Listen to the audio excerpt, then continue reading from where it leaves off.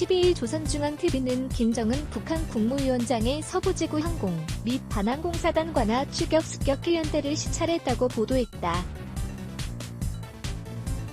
김 위원장이 손으로 햇빛을 가리며 이륙하는 전투기를 응시하고 있다.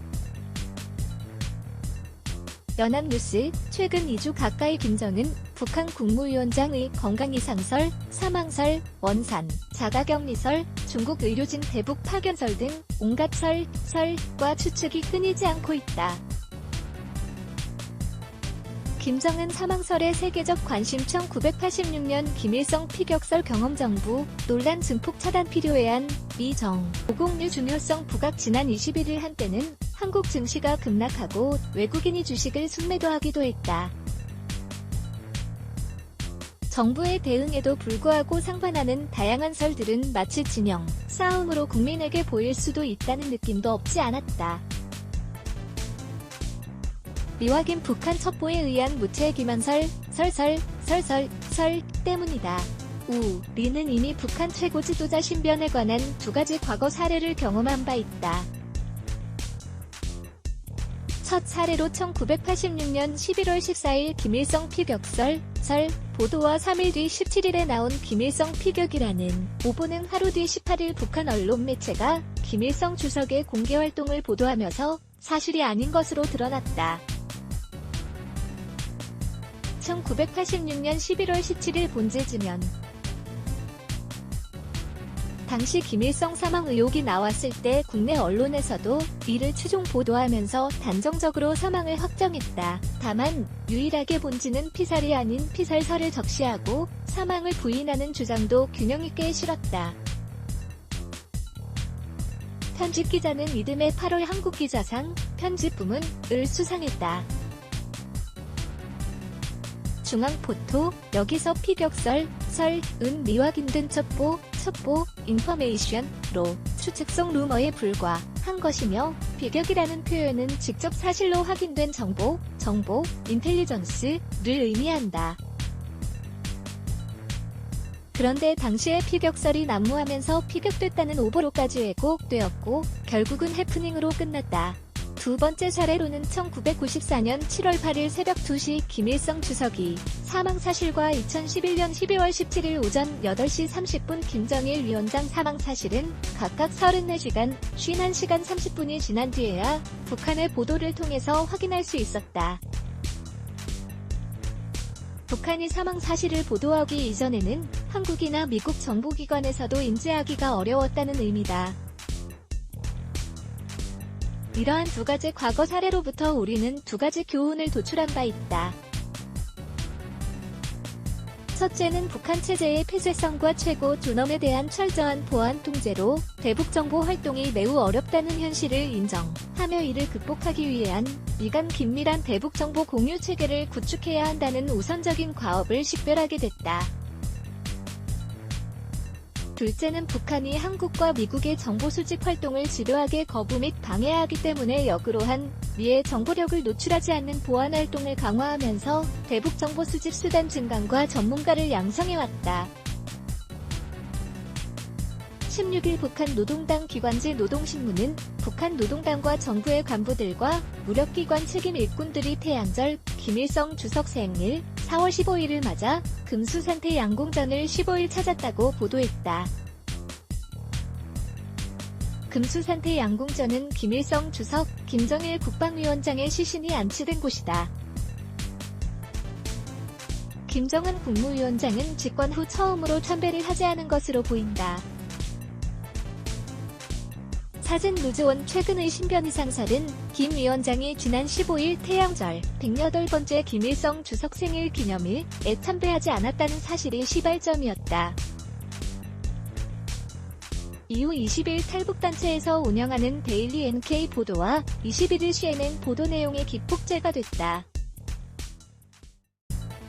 현재까지 이른바 북한발 미확인 소식통의 첩보, 는 추측성 소문일 뿐 김 위원 장의 신변에 이상이 있는지를 직접 확인할 수 있는 팩트는 단 하나도 없다. 단지 원산 일대에서 간접적으로 김 위원장의 위치를 가늠할 수 있는 여러 조짐 중에 하나인 전용 열차 활동, 그리고 김 위원장 유곳이 나타날 수 있는 군부 동향 등에서 이전과 대비해 특이 변화 활동이 없다는 한 미 정부 당국자들의 공통된 언급 내용 등이 나름대로 해석되고 평가된 유의미한 정보일 뿐이다. 북한도 김 위원장 신변의 상서를 확인할 수 있는 직접적인 보도는 아직 하지 않고 있다. 하지만 연이어 나온 보도를 통해 최소한 김 위원장이 살아있음을 간접적으로 암시하고 있다고 분석할 수 있다. 27일 노동당 기관지 노동신문이 일면에서 김정은 북한 국무위원장이 원산 갈마 해양관광지 구건설에 기여한 일꾼들과 근로자들에게 일종의 포상인 감사를 보냈다고 보도했다. 사진 노지원 27일 북한 노동당 기관지 노동신문은 김 위원장이 원산 갈마 해양관광지구 건설을 지원한 간부와 근로자에게 감사를 보냈다고 보도했다.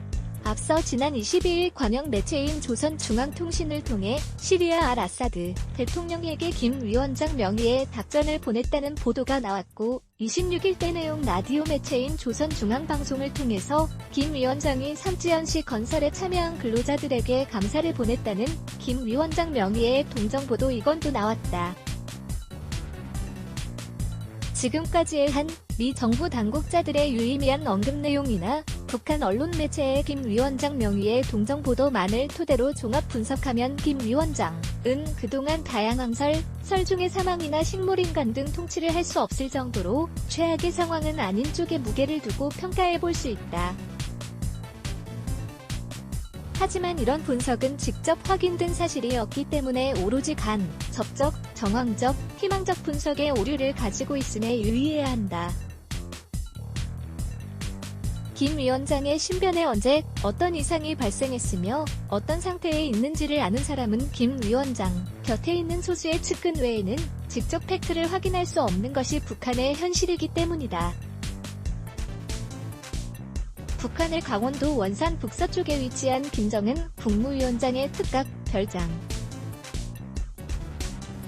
사진 구글어스. 물론 김 위원장 신변에 모종의 변화를 줄 수 있는 시기와 요인으로 지난 12일 평양에서의 최고인민회의 불참 시점부터 14일 동해 문천 일대에서의 순항미사일 발사와 전투기 공대지 훈련을 참관했지만 미 보도를 가정 시 그 이후 15일 밤 12시 태양절 참배의 불참한 시간 사이에 어느 시간대에 평양 지역으로 복귀할 수 없는 건강상의 어떤 사유가 발생했거나 신종 코로나 바이러스 감염증과 같은 심각한 전염 위험성을 행사 불참의 원인으로 추정해 볼 수도 있다.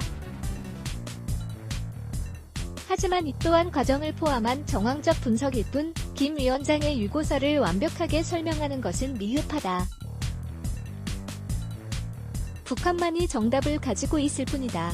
또한 간접적, 정황적인 첩보를 종합하여 판단하는 데는 북한 체제의 폐쇄성은 물론 미 정부 판단에 혼선을 기하려는 북한의 예상치 않은 의도까지를 추가로 고려해 볼 때 김 위원장 신상에 대한 정보의 불확실성은 더욱 커진다.